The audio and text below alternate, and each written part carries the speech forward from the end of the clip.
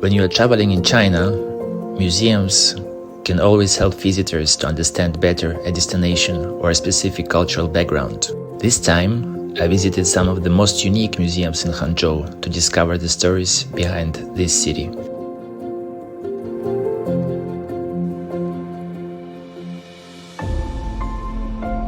Hangzhou is the southern terminus of the Grand Canal and has been one of China's most renowned and prosperous cities.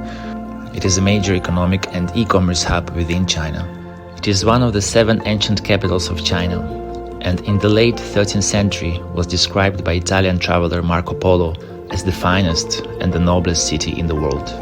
I want to start my journey from the Hangzhou Culture Museum and learn more about Hangzhou ancient history and culture.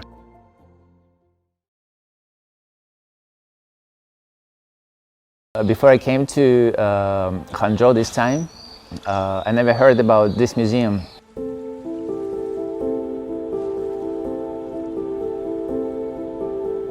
And I was very surprised to see such a beautiful building that was designed by an international architect.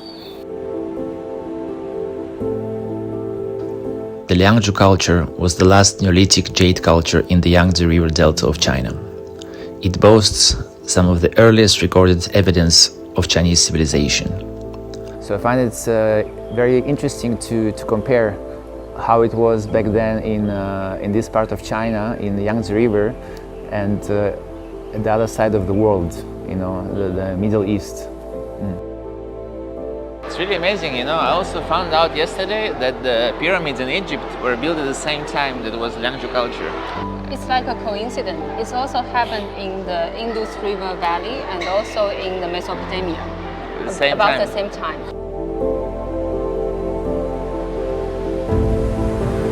Hangzhou Museum introducing the fascinating story that took place here a few thousand years ago.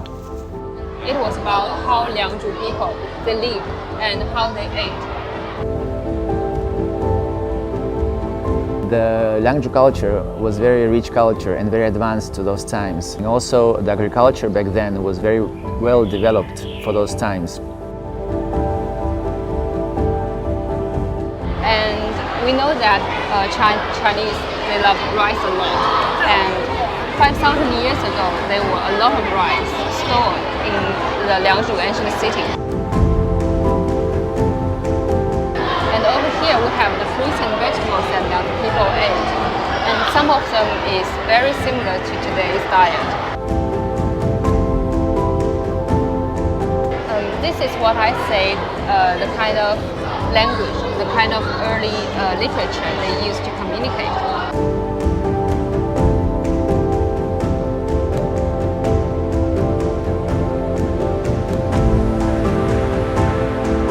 So over here we have the jade artifacts. Except for this one, all the ones exhibited behind the glass are the real ones.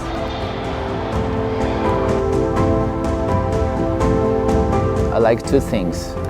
One thing is that this museum, I think it can be suitable for both adults and kids. So I think it's suitable for all generations. 我想问你一个问题，你们在学校会学到这个Hangzhou吗？在书里面学吗？学多吗？学过，我们老师拓展过。哦，是这样。对。好，谢谢，拜拜。So I find it quite amazing that young generation is going to see this museum, and this museum is very well adjusted to the needs. So the museum, the experience in the museum is very unique because of its design and because of also how the pavilions are built. So each pavilion represents different parts of the culture. So there is AR experience, there is a place you can watch a movie. The most advanced museum, probably it's also one of the advanced in China, actually presents a very ancient culture.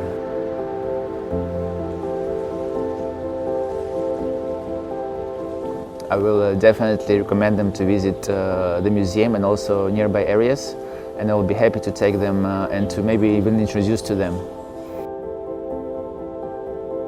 Hangzhou is also known as the water country, famous for its water management system. Coincidentally, on this rainy day, I visited the water country, and my next stop is also related to water, where I'm going to discover the secrets of Chinese tea tradition.